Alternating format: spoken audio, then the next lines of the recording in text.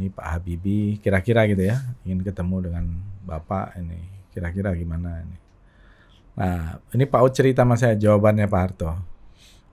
Nanti saja di akhirat.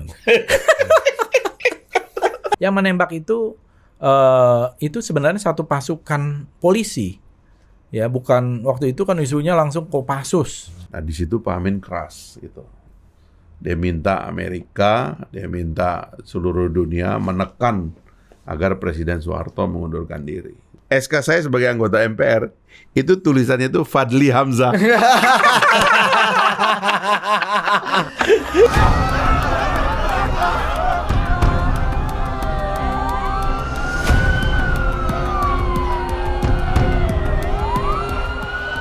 Saya memutuskan untuk menyatakan berhenti dari jabatan saya sebagai Presiden Republik Indonesia terhitung sejak saya bacakan pernyataan ini pada hari ini, Kamis 21 Mei 1998.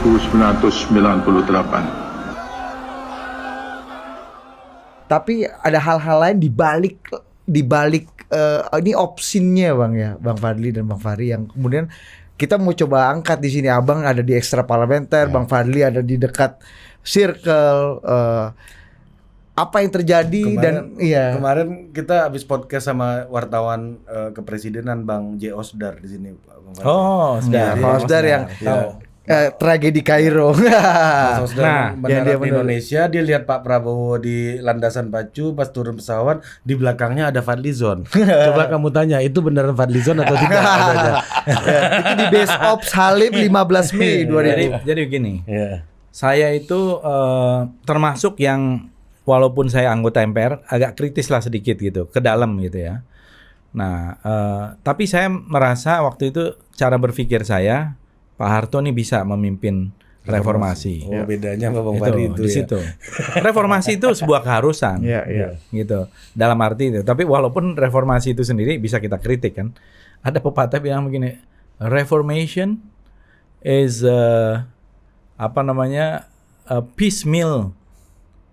piecemeal engineering to fortify status quo. Jadi dia itu sebenarnya sebuah upaya bertahap untuk nanti lama-lama juga status quo baru. Membuat satu status quo baru. Jadi waktu awal Mei itu saya ingat sekali. Saya akhir April berangkat dengan Pak Prabowo akhir April 2008. Keadaan masih baik-baik saja. 98. Itu berangkat ke Jordan, saya ikut diajak ke Jordan untuk pameran senjata. April 98. Sudah krisis 28, tapi belum ada bakar-bakaran ya? Belum ada kerusuhan ya. Relatif masih oke. Saya undang Fahri Hamzah dan kawan-kawan 18 April 98 dalam sebuah diskusi di kantor saya di Institute for Policy Studies. Nah, IPS. Ada gambar itu kayak gitu tuh punya. Yang saya bilang waktu itu ini gambar ini ya. Ini bukti. Belum kurus sekarang. Dulu dia lebih gemuk, saya lebih kurus. Sekarang saya lebih berusaha balik ke masa lalu. Tapi kayak lebih kurus ini sekarang Ini betul foto ini ya. Udah berdasi ya Bang di kantor saya nih. Bang Fahri belum tuh. Masih banyak direktur eksekutif. Iya, Bang Fahri belum punya warung kopi nih. Nah, jadi waktu itu seminggu kemudian kira-kira saya diajak berangkat, ada pameran senjata di Yordania. Kemudian saya lihat sendiri Pak Prabowo sebagai Pangkostrat itu dihargai luar biasa. Itu komandan-komandan Kopassus dari Prancis, dari Singapura, Pak Prabowo kemana jalan mereka ikut lihat. Kemudian waktu itu Crown Prince-nya beliau Pak itu jabatannya apa?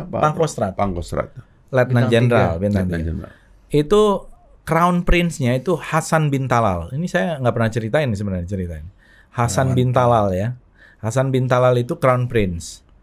Ada komandan Kopassusnya Yordania namanya Abdullah. Yang kemudian menjadi Crown Prince dalam 24 jam dan kemudian jadi raja. Ya, itu kawannya Pak Prabowo. Kenapa tuh Bang bisa transisi Crown Prince-nya sebelum itu cerita yang lain. Oke. Tapi Hasan bin Talal waktu itu berkuasa. Pak Prabowo tuh selalu berada di sampingnya Hasan bin Talal. Saya ada foto-fotonya tuh. dan paling sangat dihormati dari seluruh negara itu, termasuk dari negara-negara barat. Ya, sangat menghormati. Jadi kita jalan ngelihat pesawat Antonov, pesawat ini, pesawat itu. Berapa hari lah di sana, pulang. Ya, itu kan 30 April 98. Tanggal 4 April saya ingat sekali, itu IMF memaksakan kepada pemerintah untuk mencabut subsidi. BBM naik. Harga kerosin, harga minyak tanah naik 71%. Tanggal berapa, Bang? 4 Mei. Oh, berarti setelah perjalanan ke Jordan. Iya. Ya, barulah kemudian mulai ada demo-demo yang besar dari beberapa daerah dulu, dari luar. Demo yang paling besar itu sebenarnya antara Solo Jogja itu. Nah, baru merembet ke Jakarta.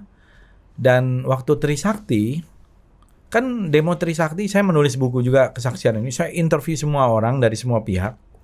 Buku Politik Huru Hara itu saya interview dari keluarga mahasiswa Trisakti. Ini. Ya. Ini Bang Ya. ini cetakan yang baru ya. Ini cetakan baru. Sengaja Cetakan kita lamanya pilih habis. karena lebih bagus cetakan. Kenapa? baru. Karena gambar ini foto dari saudara Asrian Mirza, wartawan Istana. Ini foto terakhir Pak Harto melihat jam sebelum keluar mengundurkan diri. Makanya di sini ada bayangan dia ditepis oleh Pas Pampres. Ini ada gambarnya, dia ditepis oleh Pas Pampres karena nggak boleh moto. Pak Harto ngelihat jam, mau keluar, mau mengumumkan pengunduran diri. Ini fotonya bersejarah. Di depan pimpinan parlemen? Enggak. Enggak. Di istana dia. Ada yang lucu lagi. Iya. Ini cerita Pak Murdiono kepada saya. Iya, iya. Pimpinan parlemen mau membawa surat meminta Pak Harto mundur. Itu berada di satu ruangan. Dan mereka tidak tahu ada peristiwa ini. Pak Harto mengundurkan diri. Mereka kayak diisolasi. Oh gitu. Mereka nggak Iya, tahu. Nggak tahu. Gosip sudah ada mungkin. Yang Iya, dengar. mereka udah tahu, tapi mereka mau ceritanya menghadap Pak Harto, Mau siap-siap lah karena Sarwan Hamid, Abdul Ghafur, Harmoko, Fatimah Harmoko. Ahmad, mereka Ismail udah, Hasan. mereka di satu ruangan, tapi mereka tidak diberi akses ke sini. Baru setelah selesai baru mereka gitu. Jadi mereka mau ketemu Pak Harto untuk menyampaikan hasil dari parlemen itu. Oh. Jadi Pak Harto menemui pimpinan parlemen sebagai presiden yang baru saja Tidak ketemu. lengser. Nggak ketemu. Oh, nggak ketemu. Nggak ketemu. Bahkan tidak ditemui. Tidak ditemui. Pak Harto langsung mengundurkan diri di depan Mahkamah Agung. Oke, menarik. Itu peristiwanya. Menarik. Nanti akan ada sesi Ya, walaupun waktu detik-detik itu ya. Pak Murdiono bukan lagi Mensesnek ya. Iya, Pak Sadila Mursyid. Pak kalau nggak Sadila salah. Mursyid. Nah, kembali tapi ke saya itu, kan Bang? sebagai anggota MPR, saya ingat sekali waktu 12 Mei itu, saya berada di rumahnya Mbak Tutut. Gitu. Waktu itu diundang untuk acara apa ya, sebuah makan. Saya duduk di sebelah Pak Hendro Priyono, saya Sedalopbang. Gitu. Kemudian ada ruangan. Terus saya yang pertama kali mendapat berita bahwa terjadi penembakan mahasiswa di Trisakti dari waktu itu wartawan Republika Adian Husaini yang sekarang jadi ketua umum Dewan Dakwah Islamiyah Indonesia nih. Nah, Adian bilang sama saya ini ada penembakan, 6 orang yang meninggal. Waktu itu beritanya 6 orang. Terus saya kasih tahu di meja itu. Gimana cara menyampaikan informasi ke Bang Fadli? Waktu itu saya punya handphone. Emang agak confirm. Punya handphone. Jadi Tadi diledekin sama saya dia soalnya di luar. Iya. saya kira saya waktu itu di UI yang pertama punya handphone. Agak giri kawan Bang tadi sama lu. Kalau di teman-teman itu kan Fadli bisa punya handphone. Intel deh. Zaman itu memang suka norak begitu ya. Intel. Kalau punya handphone kok Intel. punya handphone aja Bang. Padahal memang dikasih. Gitu. Lanjut Bang. Nah, Itu jadi tanggal 12 Mei. 12 Mei di rumah Mbak Tutut. Di rumah Mbak Tutut. Ada sore siapa hari. aja di meja makan? Ada Pak Hendro Priyono, ada di buku saya tuh. Ada Mbak Tutut, saya berseberangan dengan Mbak Tutut. Sebelah saya persis Pak Hendro. Saya Sedalopbang. Kemudian saya sampaikan, Bu, Mbak, ini ada berita, ada penembakan mahasiswa Trisakti. Ada korban 6 katanya. Ini masih, wah. Baru setelah saya bawa, nggak mungkin kan ini gitu ya. Ini kan ada beberapa tentara, nggak ada berita itu. Karena memang ya mahasiswa Trisakti kan dikenal maksudnya bukan orang yang keras, anarkis gitu ya. Jadi kalem gitu, termasuk yang well established Iya. gitu. Bukan Andre Rosiade ya Bang. Nah, itu juga well established zaman itu. Bukan kita lihat anak kiri Trisakti. kayak Unas gitu ya Bang ya. Kalau dulu biasanya agak keras-keras itu kan Unas ya, ISTN mungkin ya, atau dari mana gitu. Tapi kalau Trisakti kan Sekolah orang kaya. sekolah orang kaya, anak baik-baik semua gitu. Keluar juga tuh kalimat. Kita di UI aja banyak orang-orang dari daerah. Yang kalah Zaman kaya itu. mana Trisakti Bang ya. Zaman itu ya. Nah, terus Kalau kemudian, sa- jadi nah, Mbak Tutut Pak Hendro nggak nggak ada percaya yang tahu. karena nggak ada informasi baru dan mereka cari. nggak ada perintah bahwa memang harus menerjang para pendemo dengan Kita waktu senjata itu udah tajam. tahu kalau ada insiden kayak begitu pasti akan ada kemarahan rakyat gitu. Nah, Mbak Tutut waktu itu mau menghadiri waduh, saya harus batal nih kelihatannya kalau ada wisuda anaknya gitu ya. Kalau misalnya ini keadaan langsung genting.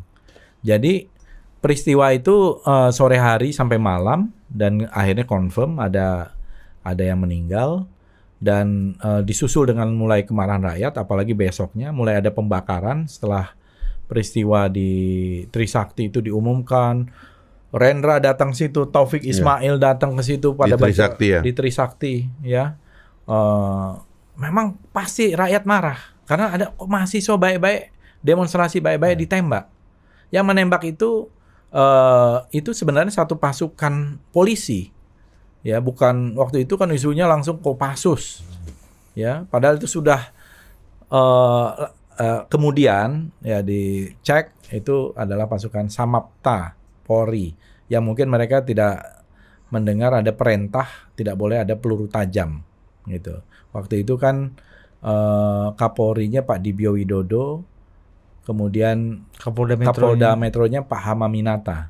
Iya. Saya kenal dua-duanya dengan baik gitu. Jadi ini ada orang yang menembak ini dengan random lagi kepada mahasiswa Trisakti sehingga yang mereka ya gugur lah gitu ya. Dengan ini akhirnya terjadi perguliran tanggal 13 ya. Tanggal 14 itu saya harusnya ada diskusi lagi di CPDS tentang agenda reformasi politik waktu itu. Sudah diundang. Jadi saya dalam rangka mau ke sana. Tapi pagi kita lihat udah mulai terjadi titik-titik kerusuhan di berbagai tempat. Iya. Akhirnya saya waktu itu mau numpang. Mobil saya udah keluar tapi banyak di ini. Ya, sayang juga mobil kan cuma satu-satunya. Pulang dulu ke rumah kita numpang.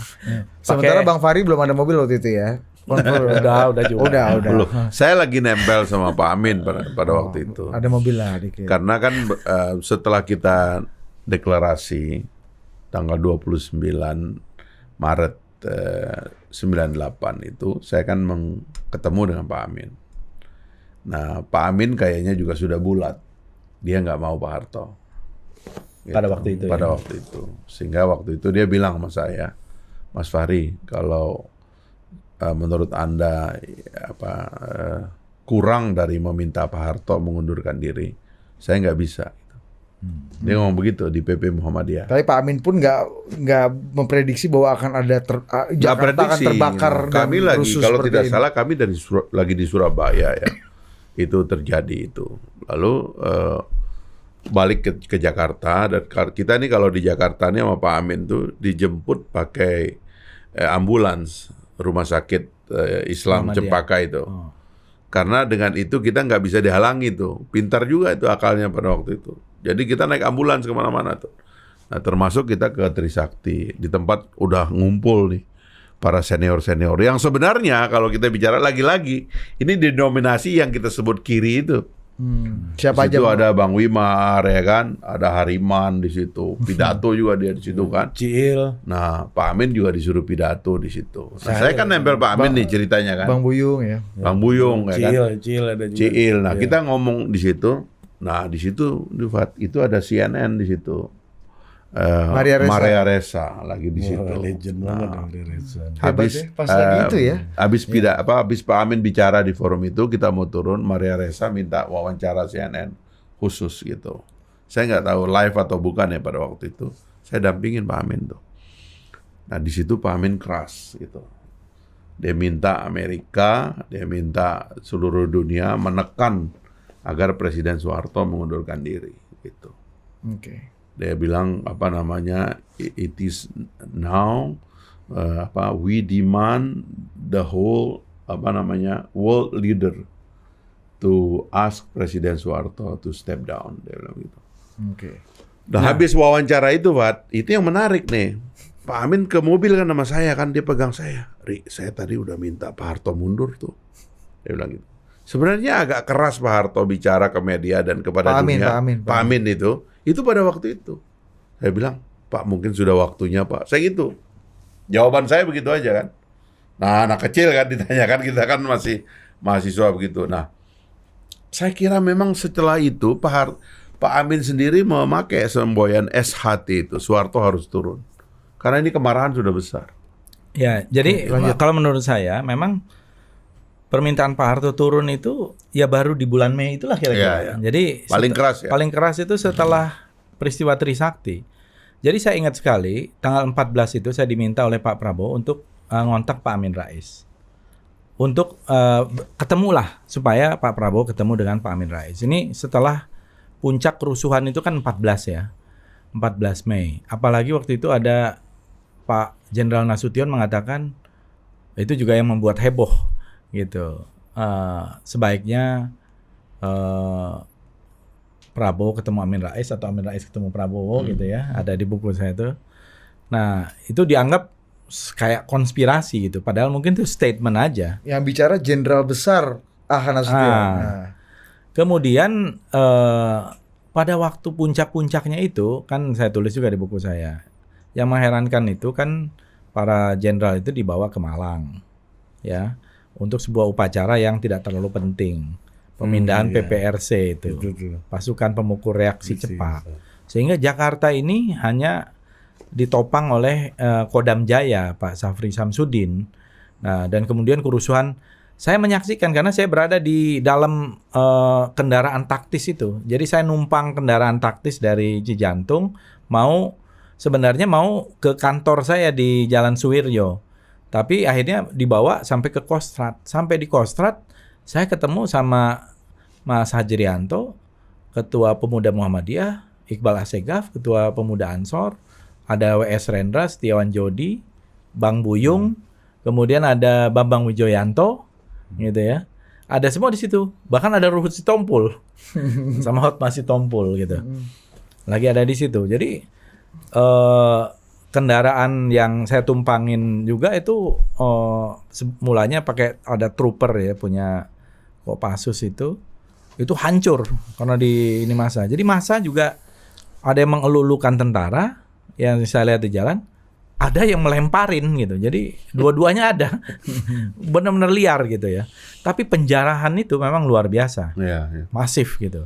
Dan sepanjang yang kita lewatin jalur tol sampai Cempaka Putih itu udah terbakar semua. Gitu, terbakar semua. Nah, waktu itu kemudian Pak Prabowo minta agar ketemu Pak Amin Rais, tapi nggak ketemu. Jadi saya ketemu Pak Amin Rais. Pak Amin Rais datang ke kantor kami waktu di IPS di Jalan Suwiryo nomor 6 malam-malam. Tapi Pak Prabowo masih rapat dengan Panglima Wiranto. Nah, baru keesokan harinya Pak Harto datang karena diinformasikan dari Mesir ya. Dari Mesir pagi-pagi gitu loh. Jadi itu udah dibersihkan jalan itu. Saya kaget juga jalan itu langsung agak-agak bersih gitu loh. Jalanan di situ tuh agak bersih. Dari Halim.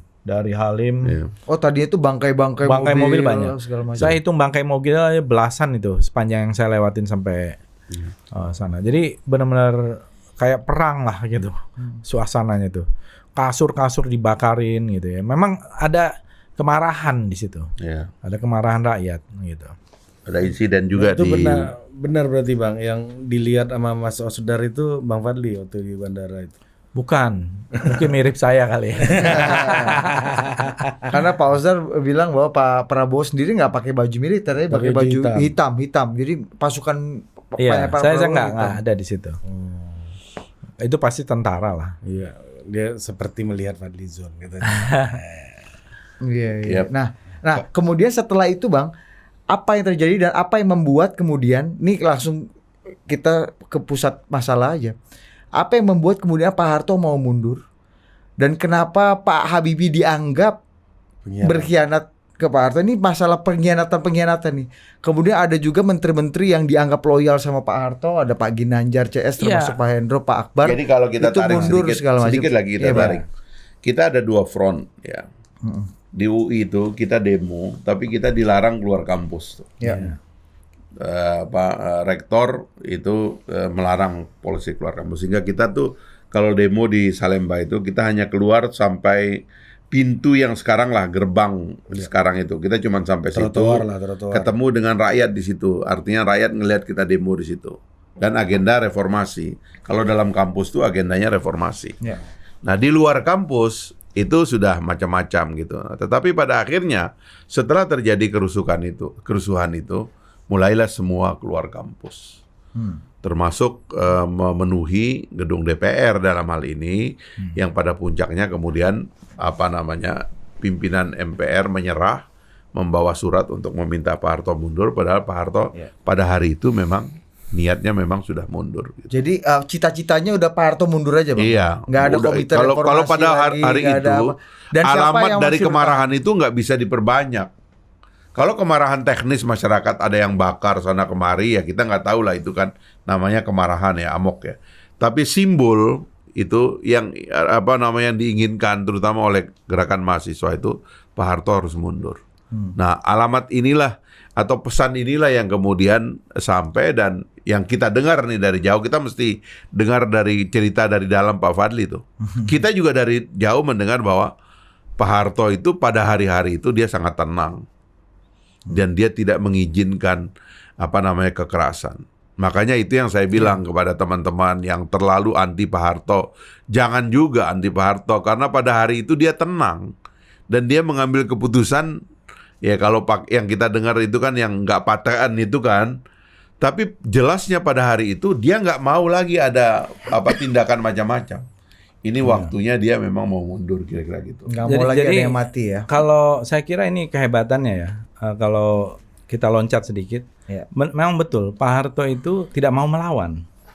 Kalau rakyat sudah tidak mau lagi, apalagi kemudian ada suara dari gedung parlemen, ya dari MPR, dan juga dari mana-mana, ya pasti mundur. Dan sebenarnya kan Pak Harto sempat juga tidak mau lagi untuk maju. Iya. Nah, tapi kan memang 96, didorong ya. oleh orang-orang di sekitarnya waktu itu. Nah, tapi pertanyaan tadi itu, apa yang terjadi menjelang hari-hari Pak Harto mundur itu kan memang sebuah politik yang sangat dinamis. Ya, dan cerita soal pengkhianatan ini muncul bertalu-talu, Bang. Karena kan sebenarnya sudah dipersiapkan dulu TAP MPR nomor 5, TAP 5, yang bisa orang mengambil semacam langkah-langkah seperti Super Semar, kira-kira gitulah. Nah, tetapi waktu itu orang yang diberikan mandat tuh ragu-ragu, kira-kira gitu ya. Maksudnya Panglima ABRI? Iya. Kemudian juga kalau kita lihat ada dinamika waktu itu, sebelumnya itu ada pernyataan mendukung lengser ke Prabon, kan istilahnya dulu halus, bukan mundur, lengser ke Prabon. Lengser ke Prabon. Padahal mah mundur ya. Bahasa Jadi ada pernyataan-pernyataan itu, kemudian ada dinamika di elit itu, lalu ada 14 menteri mengundurkan diri, ada juga cerita di balik itu karena salah satu yang hadir di situ Pak Ari Marjono waktu itu menceritakan bagaimana prosesnya, kemudian dia melapor kepada Pak Harto. Jadi setelah ikut dalam pertemuan 14 menteri itu, kalau tidak salah dipimpin oleh Pak Ginanjar ya, Pak Ari Marjono tidak termasuk yang mau tanda tangan, gitu. Kemudian dia datang melapor ke Pak Harto bahwa akan ada rencana kayak gitu ya. Pak Harto tenang-tenang aja menanggapinya. Kemudian ada 9 tokoh kan, 9 tokoh ya kebetulan Muslim semua kebetulan ya. Gus Dur, MH Ainun Najib, Khalil Badawi, Cak Nur, Anwar Haryono, Ali Yafi ikut ya. 9 orang tuh datang. Nah, itulah yang membawa, saya kira salah satu pemukul gong juga gitu ya. Iya. Dari desakan-desakan ini untuk Cak Nur juga termasuk yang keras, selain Pak Amin Rais yang simbol reformasinya. Disitulah keluar kalimat dari mereka-mereka ini tentang interpretasi dari reformasi itu. Jadi reformasi itu apa gitu kan gitu. Pak Harto, reformasi itu artinya masyarakat ini terutama mahasiswa itu minta Bapak mundur gitu. Disampaikan di situ. Interpretasi 9 Nah, tokoh. disitulah kalau nggak salah yang Pak Harto bilang nggak paten itu ya. Nggak Di apa-apa. situ ya, Iya, di nggak situ kan paten. dia bilang ya. Iya. Jadi ya memang itu tadi menurut saya ya harus dianggap ada jasa dari satu kehendak untuk tidak membuatnya itu lebih tegang, slow down gitu. Akhirnya dia menyerah. Dan menurut saya apa yang dilakukan oleh Pak Harto setelah pensiun juga luar biasa. Nah, Dia Oh, iya. betul-betul tidak mau disentuh oleh kekuasaan baru. Dia betul-betul stop. Dia jaga dirinya supaya dia tidak lagi mengganggu prosesi yang sedang berjalan. nggak ada endorsement Nggak ada tuh, sama nggak ada. sekali. Dia tutup, dia Iya, nggak betul. boleh berkomunikasi. Menurut saya itu sikap kenegarawanan yang Itu namanya mandito. mengatur gitu. Jadi menjadi Bang, mandito. tapi yang menarik adalah bagaimana relasi tokoh-tokoh penting di situ. Pak Harto dengan Pak Habibie yang kemudian tidak baik. Kemudian ada di buku Abang juga kalau nggak salah mengangkat juga rivalitas yang tak berkesudahan meskipun sekarang udah peluk-pelukan antara Pak Prabowo dengan Pak Wiranto. Apa yang terjadi pada waktu itu Bang dari Ya, ini kan semuanya diklaim yang ini mengkhianati yang itu Ya. mengkhianati yang ini. Saya kira di dalam suasana politik seperti itu kan, orang bisa saja saling mencurigai ya. Ini intensi dan sikap orang tuh bisa disalahpahami. Saya ambil contoh saja, Pak Prabowo itu disalahpahami oleh semua pihak. Oleh pihak Pak Harto sendiri, oleh pihak Pak Habibie. di Cendana dia Pak Prabowo ini dekat dengan dua-duanya. Bukan hanya dekat. Beliau mantunya Pak Harto, bayangkan. Ya. Tapi komunikasi Pak Prabowo yang baik misalnya dengan tokoh-tokoh Pak Amin Rais, Adi Sasono, bahkan dengan Habibie udah lama bahkan Pak Prabowo itu dari dulu termasuk yang luar biasa mendukung Pak Habibie dengan program-program teknologinya gitu. Pak Habibie pun sama di dalam posisi jadi terjepit. Ini Pak Prabowo ini mau menjebatani, akhirnya jadi yang terinjak-injak menurut saya ya pada waktu itu. Jadi akhirnya korban pertama dari itu adalah Pak Prabowo oleh Habibie. Yang pertama adalah mencopot Pak Prabowo ketika itu dari Pangkostrat kan menjadi Dansesko. Itu saya ingat sekali itu karena saya termasuk ikut mimpin demonstrasi di DPR. Waktu itu demonstrasinya reformasi konstitusional. Ini Pak Harto udah lengser, kami bersama-sama waktu itu supaya janganlah karena ada kecenderungan waktu itu Habibie pun mau diturunkan juga. Iya. Gitu loh. Oh, itu ada juga Bang. Oh, iya. Ada kecenderungan. Jadi demo 20 Salah satu tokohnya namanya Ratna Sarumpait. Jadi mau dua-duanya mau Rezim dilengserkan. cleansing lah ya. Iya, ibaratnya iya, gitu iya. lah ya. Jadi kita Presidium. saya termasuk yang membela udah kalau memang Pak Harto sudah mundur ini reformasi konstitusional dong. Iya. Gitu loh. Jadi Nah, yang persis menarik ini, Ah, saya ditelepon Pak Habibie, saya lagi di Pasuruan tuh, ditelepon melalui Marwah Daud sama si siapa namanya Golkar ini, Priyo. Priyo Budi Santoso. Dia ini bilang, Presiden Habibie nih Bang. Presiden Habibie telepon, saudara harus menjadi wakil dari kaum muda di MPR gitu kan. Udah, saya tanya teman-teman, oke setuju, dilantiklah saya jadi anggota MPR. Begitu saya lihat saya dilantik itu dalam list, saya mengganti posisinya Fadlizon. Makanya di situ ini SK saya pertama tuh Fat yang ditandatangani oleh Pak Habibie, ini jarang yang saya kasih tahu nih ya. SK saya sebagai anggota MPR itu tulisannya itu Fadli Hamzah.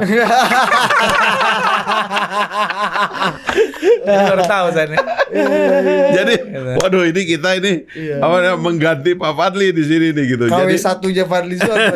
Saya waktu itu ditanya oleh Pak Akbar Tanjung. Karena kan Pak Akbar Tanjung Golkar waktu itu kan hampir semua, bukan hampir, semua utusan golongan itu fraksinya Golkar. Termasuk Roma Irama. Nah, Roma Irama, mau Yusril, mau siapa gitu ya. Nah, saya ditanya masih enggak. Nah, masih mau di Golkar nggak gitu. Kalau nggak juga akan diganti. Saya waktu itu sudah berketetapan menjadi salah satu pendiri partai juga. PBB ya, Pak? PBB waktu itu. Bersama kawan-kawan. Jadi ya. Oh, Abang ini founder PBB berarti? Ya waktu itu ya. Dari awal. Mas Yumi ya? Baru Saya menjadi tahu salah satu ketua waktu itu. Tapi kemudian saya ya setahun kemudian mengundurkan diri karena tidak bersesuaian dengan ketua umumnya waktu itu. Nah terus saya ya kan dipilih kan, udah dilantik kan harus milih fraksi di situ. Nah fraksi itu ada MPR nih Bang 3 kan, ya? P3, PDI atau Golkar gitu. Saya begitu ditanya, waduh bingung juga nih kan. Iya. Yang nelpon ini kan Golkar kan, tapi masa kita jadi anggota fraksi Golkar? Waktu itu ya suasana kan masih nggak inilah. Udah teman-teman bilang ke P3 aja. Jadilah saya anggota fraksi P3, lapor kepada Buya Hasan Metarum gitu. Jadi juru bicara P3 di sidang MPR. Waduh pidatonya serem banget, nyerang Golkar. Hajar Golkar kan di pidato P3 itu, sidang istimewa MPR. Ngamuk itu Sekjen Golkar, almarhum Tuswandi. Oh, Tuswandi ya. Dia nelpon saya, dia ancam saya. Saudara, dia bilang, saudara ini diangkat oleh Golkar. Dia bilang begitu kok. Jadi kayak begitu saudara sikapnya. Saya kumpulin teman-teman wartawan, saya bocorin nomor HP-nya Tuswandi. Ini orang ngancam saya nih katanya. Keluar di Harian Merdeka pada hari itu halaman 1. Sejak itu nggak ada yang berani gitu. Tapi memang kan ada dilema kan, masa kita memilih Golkar. Satu sisi kalau kita ke PDIP kan, kita kan kalau di kampus-kampus kan jatuhnya santri kita ini kan, jelek-jelek kan begitu. Karena itu milihlah P3 tadi. Cuman yang saya juru bicara P3 waktu itu 3. Saya, Ali Tahir Parasong, yang akhirnya jadi PAN itu. Ya. Sama Khofifah. Iya betul. Gitu. Khofifah juga waktu jadi juru bicara fenomenal juga. Almarhum Ali Tahir itu juga udah lama ya Bang ya? Udah lama. Di MPR P3 berarti ya. Itu pilihan nggak banyak ya, belum ada macam-macam, hanya ada Golkar, Cuma 3. P3 sama PDI. Bahkan Ya, istilah- mungkin Abang masuk PDI kan? Iya. Pokoknya 100% dulu itu yang namanya fraksi ABRI, Iya. utusan golongan, utusan daerah, Iya. yaitu fraksinya Golkar. Iya. Bang, ini kembali lagi Bang soal Pak Harto dan Pak Habibie. Apa yang terjadi sih? Dan Bang Fadli kan satu dari sedikit sekali orang yang membersamai Pak Harto di masa-masa tuanya. Yang bisa bertemu, bisa berinteraksi, bisa wawancara. Apa yang bisa kita dapatkan informasi, Bang? Saya tidak tahu persis ya, atau juga nggak enak untuk diomongkan gitu ya. Sebenarnya tahu, cuma nggak bisa on air aja. Pak Habibie berusaha berkali-kali untuk ketemu Pak Harto. Setelah beliau jadi presiden dan juga setelah tidak jadi presiden, Pak Habibie-nya maksudnya. Tapi kalau kita lihat, memang Pak Harto tidak mau menerima waktu itu. Bahkan ada satu cerita ini ya, almarhum Kiai Haji Yusuf Hashim, anaknya Kiai Hashim Asy'ari yang paling bungsu. Paut ya, ini omnya Gus Dur. Saya akrab sekali dengan beliau ini, udah kayak teman walaupun usianya beda jauh, tapi orang yang luar biasa. Pimpinan Pondok Pesantren Tebu Ireng. Tebu Ireng waktu itu. Jadi saya juga berapa kali ke Tebu Ireng. Jadi Pak Ud dekat juga dengan Pak Habibie dan dekat dengan Pak Harto, dan kelihatannya juga diminta oleh Pak Habibie untuk bicaralah kepada Pak Harto bahwa Pak Habibie ini ingin ketemu dengan Pak Harto. Terus disampaikanlah setelah ngomong-ngomong yang lain Pak Ud itu, kemudian Pak Harto, ini Pak Habibie kira-kira gitu ya, ingin ketemu dengan Bapak ini, kira-kira gimana ini. Nah, ini Pak Ud cerita sama saya jawabannya Pak Harto. Nanti saja di akhirat. Gimana? Tapi dengan tenangnya itu Dengan ya. tenang, nanti saja di akhirat. Iya. Pak Harto. Pak Harto jawabnya gitu. Jadi ya betul-betul ini. Dia dong, betul-betul nggak mau. Tapi gini juga Pak, Bang Fadli yang juga ingin saya konfirmasi, ini berarti Pak Wiranto ini kesaktiannya agak tinggi juga ya di dalam Pak situasi Pak Wiranto. Oh, Jenderal Wiranto. Iya, karena setelah Meskipun ragu-ragu kalau kata Bang Fadli ya, tadi. enggak, sakti juga karena setelah reformasi dengan berbagai macam persoalan yang bertanggung jawab paling banyak tuh dianggapnya Pak Prabowo kan. Yang dianggap menculik mahasiswa, tim mawar segala macam gitu. Tapi nama Pak Wiranto relatif lebih bersih gitu dalam transisi ini gitu. Oh. Kalau saya melihatnya begini, jadi apa namanya man in the history, Ya. in the central of the history. Jadi begitulah orang-orang yang ada di dalam pusaran sejarah, karena mereka ini kan adalah orang manusia sejarah. Tapi juga ada gium lain juga adalah time will heal. Jadi waktu ini akan ngobatin gitu. Ya. Saya termasuk yang ingin memberi catatan pada seperempat abad reformasi itu adalah kita harus menulis satu sequence yang baik tentang sejarah ini, bahwa ini adalah perjalanan yang baik dan harus diambil pelajaran dari bangsa kita gitu. Dan dari situlah saya sebenarnya berharap ya kepemimpinan politik pun jangan menciptakan distorsi. Harusnya memang sequence dari sejarah ini kita tuntaskan gitu, kita jawab semuanya, kita letakkan di atas meja dan kita menuju ke depan perjalanan yang sebenarnya masih jauh dan banyak yang harus kita capai. Saya kira itu pernah saya katakan kepada Pak Habibie tapi terlalu pendek ya waktunya gitu, sehingga Pak Habibie tidak sempat mengkonsolidasi transisi.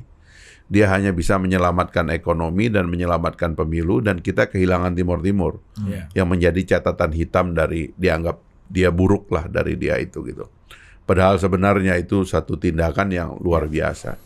Yang kedua, saya juga katakan kepada Pak SBY, sebab apapun Pak SBY masih hidup dan kita bersahabat dengan Pak SBY. Ya, kalau dengan Gus Dur dan Ibu Mega waktu itu kita nggak sempat ya karena terlalu dinamis masa dua presiden itu. Tapi begitu masuk Pak SBY, saya juga mengatakan hal yang sama. Pak, transisi ini harus dikonsolidasi. Dua periode Pak SBY belum selesai begitu. Dan lahirlah Pak Jokowi. Pak Jokowi sebenarnya dalam sequence ini kan lebih banyak mau dipersepsikan sebagai antitesis Dari Pak SBY. dari semuanya begitu. Dari semuanya. Bahkan di sini muncul pergolakan-pergolakan yang berlebihan. Seperti pergolakan yang ingin muncul pada masa Pak Ibu Mega mau jadi presiden pertama kali sebelum Gus Dur naik. Itu kan juga ketegangan semacam itu kan yang muncul. Oh, jadi antara elit lama dengan non elit Iya, gitu, jadi Bang, ya? dianggap kalau Ibu Mega ini yang berkuasa, itu pergolakan akan dahsyat sekali gitu loh. Itulah kemudian ikhtiar lahirnya yang disebut poros tengah akhirnya mengantarkan Gus Dur sebagai presiden gitu loh. Baru setelah itu Ibu Mega. Tapi Ibu Mega memang setelah bersama Gus Dur menjadi wakil presiden memang kelihatannya lebih kalem. Toh yang kemudian menjadi menteri-menteri ekonominya juga dari School of Thought-nya Fakultas Ekonomi juga. Dekan saya jadi Menteri Menko. Perekonomiannya Ibu Megawati pada Pak waktu itu. Jatun. Pak Jatun Kuncoro Iya, Jakti gitu. Pak Bud ya. Nah, saya kira yang ya. galak Pak Quick aja kali Bang ya. Pak Quick ya, Pak Quick juga kan sebenarnya pada dasarnya orang yang moderat ya. Iya. Nah, jadi sekarang ini saya lihat begitu. Begitu Pak Jokowi di periode pertama kelihatan pergolakan itu. Seolah-olah mau ada perombakan elit, potong satu generasi, orde baru. Petra dibubarkan. Ya, lupakanlah orde baru segala macam. Ternyata enggak. Dan ini adalah sebenarnya satu moderasi dalam transisi. Nah, sekarang di periode kedua, ini yang saya terus terang aja. Makanya saya kan mengatakan kepada Pak Prabowo dan kepada Pak Jokowi, rekonsiliasi mereka tahun 2019 itu bukan merupakan insiden, tapi itu monumen. Yang oleh mereka berdua ini harusnya dijahit untuk menggenapkan transisi kita ini yang banyak lubangnya tadi itu. Mengakhiri kontroversi yang terlalu banyak. Sebab ini yang bikin kita nggak bersatu. Semua ini yang bikin kita berantem tuh tidak ada yang substantif sebenarnya. Sekarang ini harus mulai maju ke tengah dan mengatakan ini ada agenda lebih besar ke depan yang harus kita. Saya yakin ini titik berangkat Indonesia yang akan sangat kuat ke depan gitu. Saya kira itu. Ya. Jadi Menutup. menurut saya 25 tahun reformasi ini memang harus jadi pelajaran yang berharga gitu. bahwa perubahan itu adalah sebuah keniscayaan, tetapi bagaimana kita memetik pelajaran Indonesia ini nggak boleh take it for granted, ya seolah-olah kita ini akan begini dan akan maju.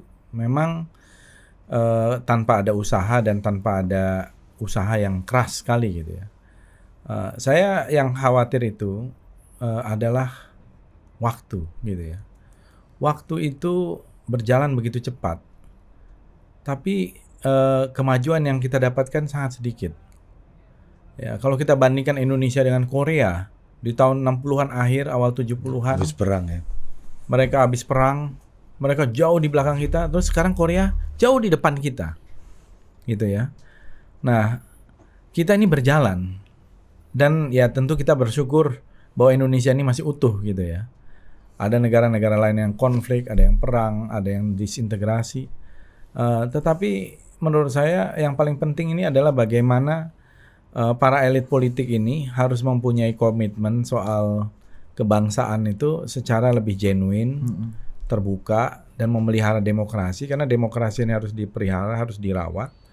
Tidak hanya demokrasi yang sekedarnya atau prosedural, yang menurut saya ya, dan satu lagi, demokrasi juga bukan tujuan gitu ya.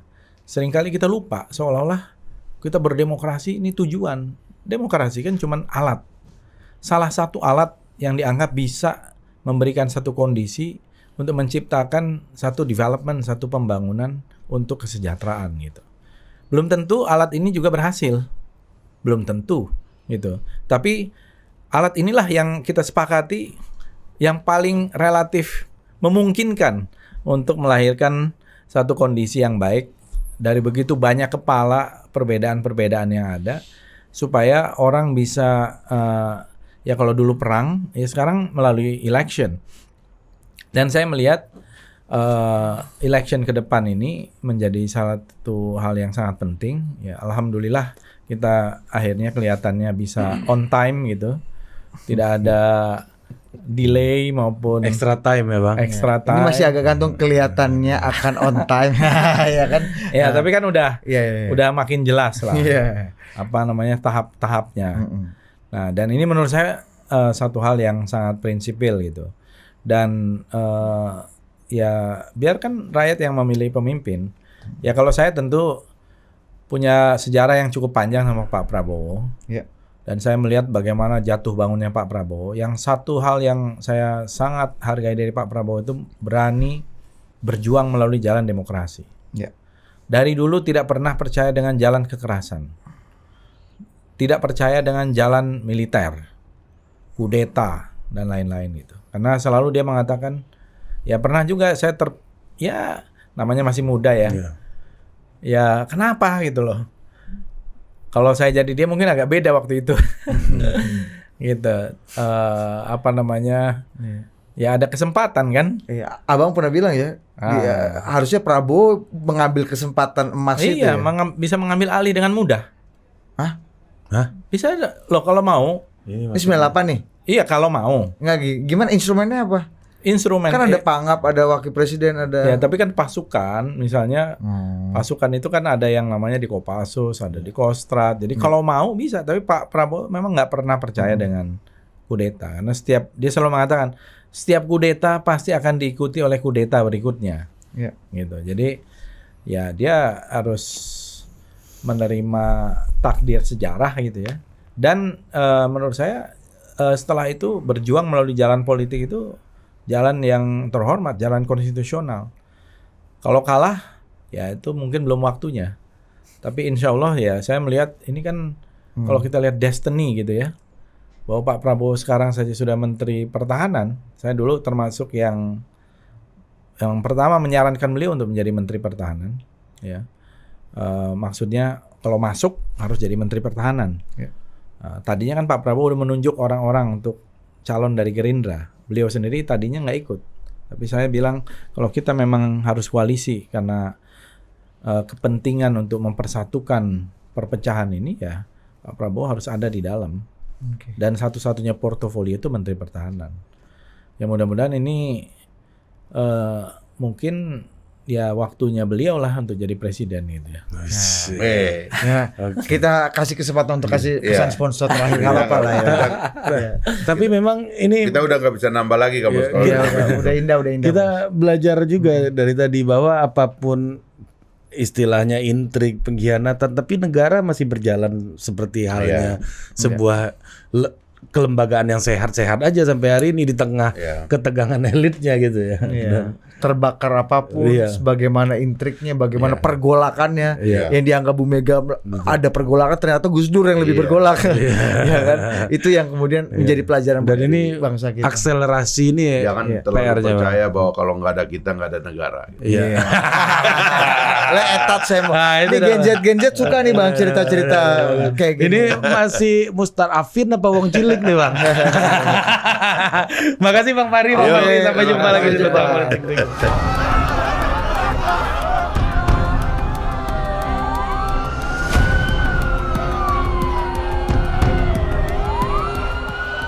Saya memutuskan untuk menyatakan berhenti dari jabatan saya sebagai Presiden Republik Indonesia terhitung sejak saya bacakan pernyataan ini pada hari ini, Kamis 21 Mei 1998.